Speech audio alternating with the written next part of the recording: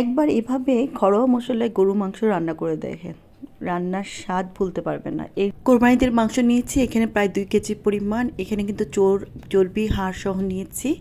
এখানে যেহেতু 2 কেজি মাংস, আমি 2 টেবিল চামচ রসুন বাটা আর 2 টেবিল চামচ আদা বাটা দিয়েছি, হলুদ গুঁড়ো 1 চা চামচ, মরিচ গুঁড়া 1.5 চা চামচ করে, এখানে ধনিয়া গুঁড়ো 1 টেবিল চামচ, জিরা গুঁড়ো 1 টেবিল চামচ, 1 টেবিল চামচ দিয়েছি মাংসের মশলা। এটা আমি ঘরোয়া মশলা তৈরি করেছি। এখানে পেঁয়াজ কুচি দিয়েছি 1 কাপের চেয়ে বেশি।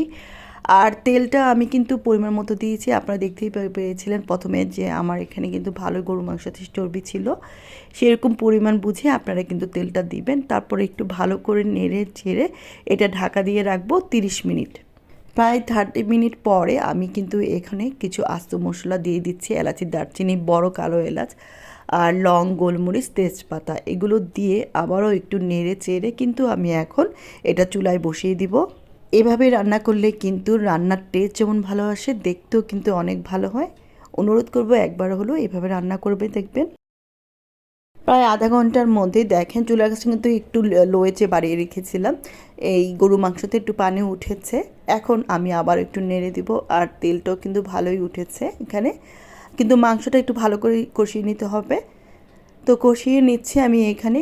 আর এদিকে আরেকটা ব্যাপার, এই যে যেহেতু কোরবানিদের মাংস একটু তাড়াতাড়ি সিদ্ধ হয়ে যায়, তো এখন আমি আবারও একটু ভালো করে নেড়ে চেড়ে এটা দেখে নিচ্ছি, আর এটা যেন একদম নিচে দিয়ে না লেগে যায় সেদিকেও খেয়াল রাখতে হবে। তারপর আবারও একটু ঢাকা দিয়ে রাখলাম।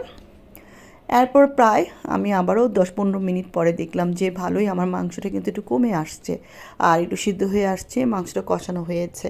কিন্তু আমার মাংসটা কষানো তো হয়েছে, এখন আমি একটু ঝোল দিব, একটু ঝোল ঝোল রান্না করব মাংসটা।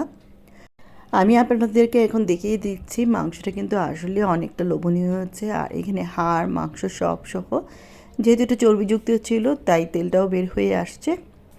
এখন এটার মধ্যে আমি দিয়ে দিব গরম পানি। আপনারা কিন্তু অবশ্যই গরম পানি দেওয়ার চেষ্টা করবেন এবং এটার রেজাল্টটা খুব ভালো আসে। তো আমি ঝোল যতটুকু রাখবো তার মধ্যে পানিটা সিদ্ধ হয়ে যাবে আর এরপরে ঝোলও থাকবে। তা আমি প্রায় এতটুকু পরিমাণ পানি দিয়েছি যেহেতু মাংসটা একটু ডুবে থাকে, তার মধ্যে সিদ্ধ হয়ে ঝোলটা থাকবে। একবারে ঝোল দেওয়ার চেষ্টা করবেন। ঢাকা দিয়ে রাখবো যতক্ষণ পর্যন্ত মাংসটা না হয়। এর মধ্যে আমি কয়েকবার উল্টিয়ে পাল্টিয়ে দেখেছি। আর চুলার আঁচটা কিন্তু এখন একটু কমিয়ে রাখবো তেলটা উপর ওঠার জন্য। মাংসটা আমার অলমোস্ট সিদ্ধ হয়ে গিয়েছে।